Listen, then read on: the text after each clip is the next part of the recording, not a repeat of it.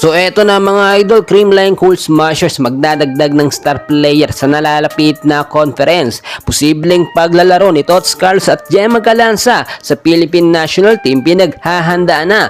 And bago natin yan ipagpatuloy at pag-usapan mga kaibigan, pa-like and subscribe po muna and pahit na rin po ng notification bell. Maraming salamat po. Alam naman natin mga kaibigan na loaded na po sa star player ang Creamline Cool Smashers, at kahit nga po mga bench player nila, mga star player po yan na hindi nakakapaglaro. Tulad ng aking sinabi, magdadagdag ng star player ang CCS para sa balancing ng kanilang mga player. Posible po kasi mapasama sa lineup dito sa ating national team sa nalalapit na FIVB or International Federation Eto nga po si Gemma Galanza at Tots Carlos. So ang magiging problema nito, mababawasan na naman ng star player ang Creamline Cool Smashers. Sa side naman po ni Gia Morado, posible itong hindi makapaglaro sa CCS dahil posible or may kontrata daw po muli ito or nag-renew ng kontrata sa kupunan nga po ng Denso Airbase. So mga kaibigan, yung sinasabi natin na magiging dagdag na line-up or lakas sa CCS, another star player, posible mangyari next conference. Maraming nakapansin talaga mga kaibigan na ang Creamline Cool Smashers ay minsan talaga nagkakaroon ng problema sa kanilang mga player, at alam naman natin na highly recommended etong dalawang star player ng CCS na si Gemma Galanza at Tots Carlos na makapaglaro nga po sa mga international game.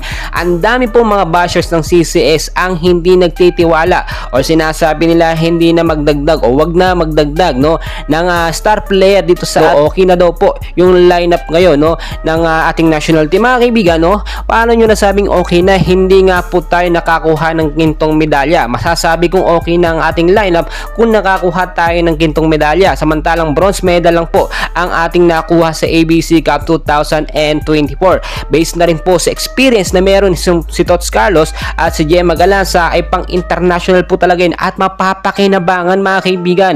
May mga nagsasabi din bakit hindi magdagdag ng mga matatangkad na player ang ating national team. Mga kaibigan, para sabihin ko po sa inyo, hindi naman niya nagdedepende sa tangkad ng player. Nagdedepende po yan sa kalibre at experience na meron ang mga player na papasok sa ating national team, at very qualified po dyan eto si Tots Carlos at si Gemma Galanza. So marapat lamang nabigyan ng pagkakataon or opportunity eto nga pong star player ng Creamline Cool Smashers. Sa kabilang banda naman mga kaibigan, sa nalalapit nga po na conference etong season na ito, ang Creamline Cool Smashers ay posibleng magkaroon ng problema in case po kasi hindi makapaglaro itong si Gemma Galanza, Tots Carlos at Gia Morado. Sayang mga kaibigan, at itong si Alyssa Valdez, alam naman natin hindi pa yun magre-retiro.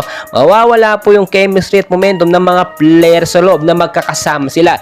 Nasa starting 6 lineup lagi si Tots at si Gemma Galanza. So mas maganda kung kukuha po sila o magdadagdag sila ng additional star player. Sigurado mababangko din po yan at bibigyan ng opportunity yung mga bench player ng CCS. Well mga kaibigan, ang dami pa nating kaganapan. So dyan lamang po kayo, and please huwag kalimutan mag-like and subscribe. Maraming salamat.